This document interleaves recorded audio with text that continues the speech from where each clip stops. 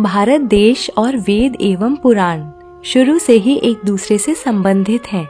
फिर भी हम में से अधिकांश लोग वेद और पुराणों में क्या भेद है यह नहीं जानते। तो आज के एपिसोड में हम आपको बहुत महत्वपूर्ण जानकारी देने जा रहे हैं। यदि आप पूर्ण रूप से जानना चाहते हैं तो जुड़े रहिए हमारे साथ इस वीडियो के अंत तक। वेद न केवल भारत अपितु संपूर्ण संसार के सबसे प्राचीन ग्रंथ हैं और संसार के सबसे पुराने दस्तावेज भी हैं। वेदों के उल्लेख को वैज्ञानिकों ने भी सही माना है। ऐसा कहा जाता है कि वेदों से ही विश्व के अन्य धर्मों की उत्पत्ति हुई और लोगों ने अपनी अपनी भाषा और अपने अपने ढंग से वेदों के ज्ञान को अपने जीवन में उतारा। वेद शब्द की उत्पत्ति संस्कृत के विद शब्द से हुई है, जिसका अर्थ है ज्ञान। इसलिए वेदों को ज्ञान के ग्रंथ कहा जाता है। विद्या, विद्वान आदि शब्दों की उत्पत्ति भी यहीं से हुई है। वेदों को श्रुति भी कहा जाता है, क्योंकि यह ज्ञान ईश्वर द्वारा ऋषि मुनियों को सुनाया गया था। उस काल में वेद लिखित रूप में नहीं थे, इसलिए इस ज्ञान को स्मृति के रूप में ही याद रखा गया था। यह स्मृति और बुद्धि पर आधारित ग्रंथ था। वैसे तो वेदों को कुछ हजार वर्ष पुराना माना गया है, जबकि वास्तव में वेद 1,97 करोड़ वर्षों से भी अधिक प्राचीन हैं। वर्तमान में वेदों को हम 4 नामों से जानते हैं: ऋग्वेद, सामवेद, यजुर्वेद और अथर्ववेद। इनके उपवेद क्रमशः आयुर्वेद, गंधर्व वेद, धनुर्वेद और स्थापत्य वेद हैं। परंतु ऐसा कहा जाता है कि पहले केवल एक ही वेद था। द्वापर युग की समाप्ति के पूर्व तक वेद की संख्या एक ही थी।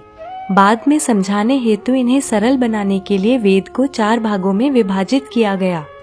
ऋग को धर्म, यजुर को मोक्ष, साम को काम और अथर्व को अर्थ भी कहा जाता है।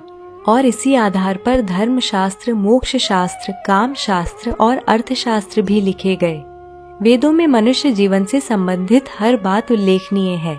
उदाहरण के लिए वेदों में आयुर्वेद खगोल, भूगोल, ब्रह्मांड, ज्योतिष, रसायन, गणित, धार्मिक नियम, भौतिक विज्ञान, प्रकृति, इतिहास, विधि विधान आदि के विषय में संपूर्ण जानकारी है। ऐसा माना जाता है कि अग्नि, वायु और सूर्य ने तपस्या करके ऋग्वेद, यजुर्वेद और सामवेद का ज्ञान प्राप्त किया। इसलिए इन वेदों को अग्नि, वायु और सूर्य से जोड़ा जाता है। वहीं अथर्ववेद को अंगिरा से जोड़ा जाता है। यह जानना भी रोचक है कि वेदों की 28,000 पांडुलिपियां पुणे के भंडारकर प्राच्य शोध संस्थान में रखी हुई हैं, जिनमें ऋग्वेद की 30 पांडुलिपियों को यूनेस्को ने भी विरासत की उपाधि देकर इस सूची में सम्मिलित किया है। अब संक्षिप्त में बात करते हैं चारों वेदों की। ऋग्वेद सबसे पहला और सबसे प्राचीन वेद है, जिसमें 10 अध्याय, 1028 सूक्त और 11,000 मंत्र हैं। इसमें देवताओं का आवाहन कैसे किया जाए वो सभी मंत्र हैं। साथ ही चिकित्सा, भौगोलिक स्थिति, देवताओं की प्रार्थना और देवलोक में देवताओं की स्थिति के अतिरिक्त अनेक बातों का वर्णन मिलता है। यजुर्वेद की 2 शाखाएं हैं, जिनके नाम शुक्ल और कृष्ण हैं। इस वेद में यज्ञ की वास्तविक प्रक्रिया के मंत्र उल्लेखनीय हैं। सामवेद में ऋग्वेद की ऋचाएं गीत रूप में हैं। इसमें लगभग सभी मंत्र ऋग्वेद से ही हैं।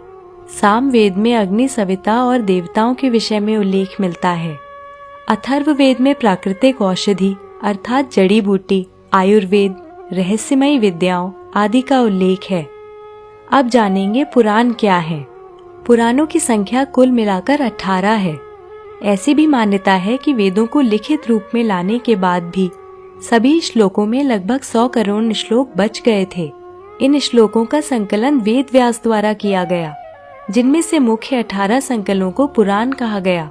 इसके बाद लगभग 18 उपपुराण लिखे गए और इनके अतिरिक्त बचे हुए श्लोकों को लेकर 28 उपपुराण और भी लिखे गए। मुख्य 18 पुराणों में 6 पुराण ब्रह्मा, 6 विष्णु और 6 महेश को समर्पित हैं। भगवान विष्णु को समर्पित 6 पुराणों के नाम विष्णु पुराण, नारद पुराण, वामन पुराण, मत्स्य पुराण, गरुण पुराण और श्रीमद् भागवत पुराण हैं। वैष्णव संप्रदाय के लोग इन्हीं पुराणों के उल्लेखों का अनुसरण करते हैं।